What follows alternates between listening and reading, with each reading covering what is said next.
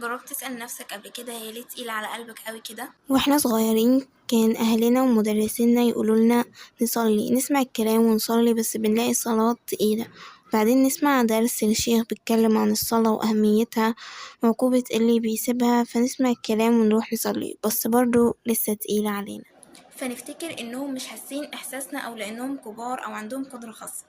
بس الشعور ده في علم النفس اسمه الاستثناء أو العذر من إنك تحقق حاجة معينة بحجة إن اللي حقق الحاجة دي أو نجح فيها عنده قدرة أو هبة مش عندك، فبقى عندنا شعور بالعزلة ناحية المصلين.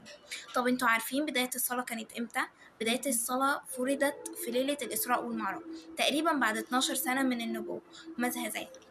يعني إن الصحابة عرفوا ربنا تعالى أولا صفاته ورحمته وقدرته، واستقرت المعاني دي في قلوبهم، فبقى الظاهر فرد جوهر هبة من محبوب لحبيبه للاتصال والمناجاة. وعلشان كده لما نسمع إن